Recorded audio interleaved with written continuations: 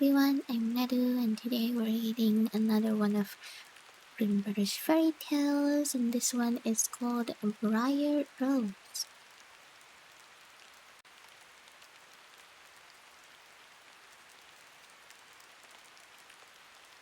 A king and queen once upon a time reigned in a country a great way off, where there were in those days fairies.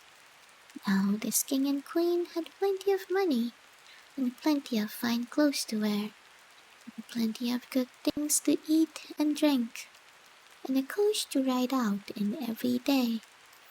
But though they had been married many years, they had no children, and this grieved them very much indeed.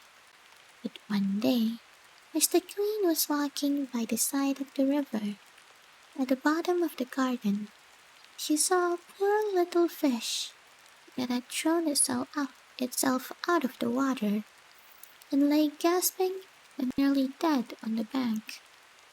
Then the queen took pity on the little fish and threw it back again into the river, and before it swam away it lifted its head out of the water and said, "I know what your wish is, and it shall be fulfilled.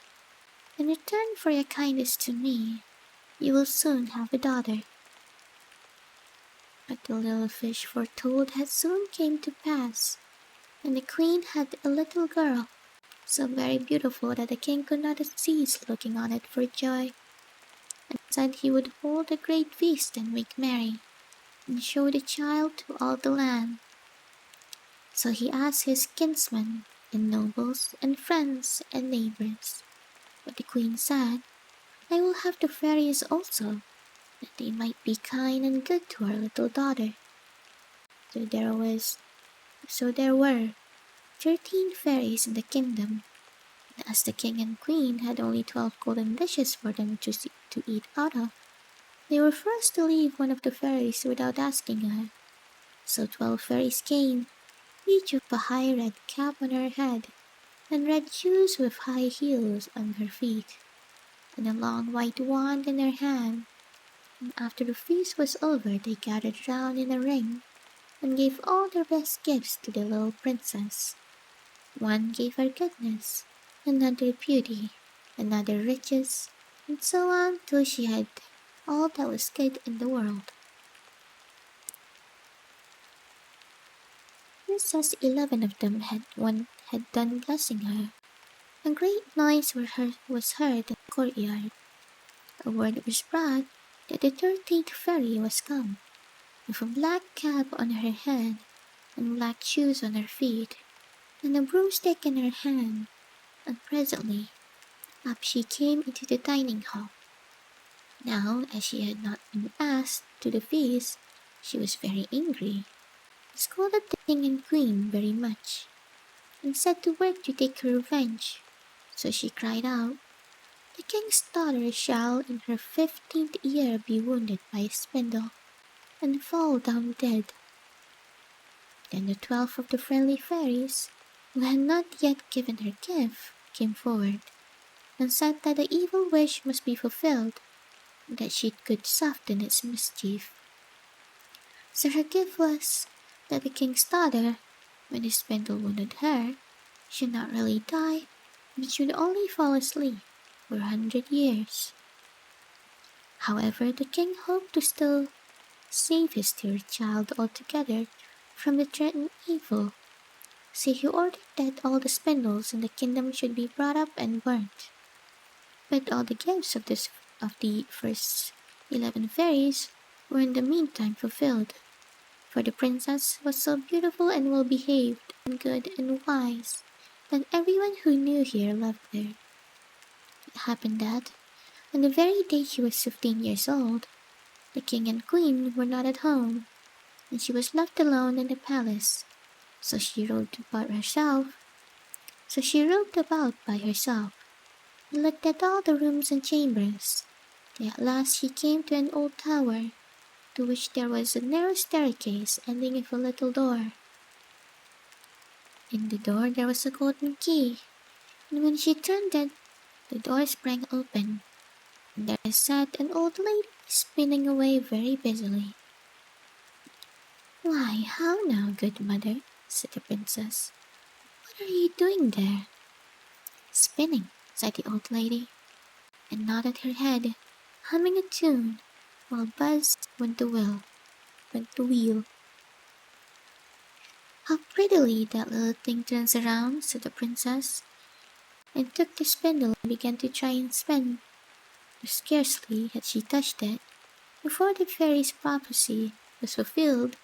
The spindle wounded her, and she fell down lifeless on the ground.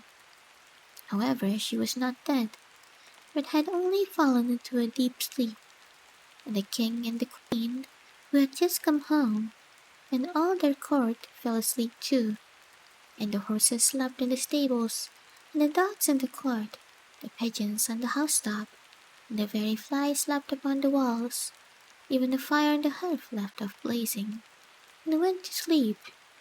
Jack stopped, and the spit that was turning about with a goose upon it for the king's dinner stood still, and the cook, who was at the moment pulling the kitchen boy by the hair to give him a box on the ear for something he had done amiss, let him go, and both fell asleep.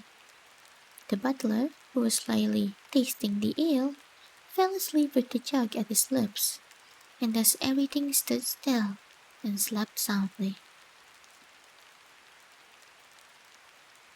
A large hedge, a large hedge of thorns soon grew round the palace, and every year it became higher and thicker, till at last the old palace was surrounded and hidden, so that not even the roof or the chimneys could be seen.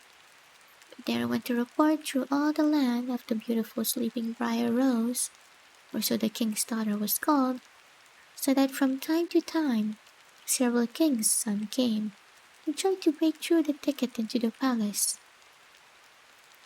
This, however, none of them could ever do, for the thorns and bushes laid hold of them as it were with hands, and there they stuck fast and died wretchedly. After many, many years, there came a king's son into that land, and an old man told him the story of the thicket of thorns, and how a beautiful palace stood behind it, and how a wonderful princess called Briar Rose lay in it asleep with all her court. He told too how he had heard from his grandfather that many, many princes had come and had tried to break through the thicket, but that they had all stuck fast in it and died. Then the young prince said, "All this shall not frighten me. I will go and see this Rose." The old man tried to hinder him, but he was bent upon going. And on that very day, the 100 years were ended, and as the prince came to the thicket, he saw nothing but beautiful flowering shrubs, through which he went with ease. They shut in after him as thick as ever, and he came at last to the palace, and there in the court lay the dogs asleep. The horses were standing in the stables. On the roof sat the pigeons fast asleep, their heads under their wings, and when he came into the palace, the flies were sleeping on the walls, the spit was standing still, the butler had a jug of ale at his lips, going to drink a draught. The maid sat with a fowl in her lap, ready to be plucked, and the cook in the kitchen was still holding up her hand, as if she was going to beat the boy. And he went on still farther, and all was so still that he could hear every breath he drew, till at last he came to the old tower, and opened the door of the little room in which Briar Rose was. And there she lay, fast asleep on a couch by the window. She looked so beautiful that he could not take his eyes off her, so he stooped down and gave her a kiss. But the moment he kissed her, she opened her eyes and awoke, and smiled upon him, and they went out together, and soon the king and queen also awoke, and all the court, and gazed on each other with great wonder, and the horses shook themselves, and the dogs jumped up and barked, The pigeons took their heads from under their wings and looked about and flew into the fields. The flies on the walls buzzed again. The fire in the kitchen blazed up. Around went the jack, and round went the spit. With the goose for the king's dinner upon it, the butler finished his draught of ale. The maid went on plucking the fowl. The cook gave the boy the box on his ear. And then the prince and Briar Rose were married, and the wedding feast was given, and they lived happily together all their lives long.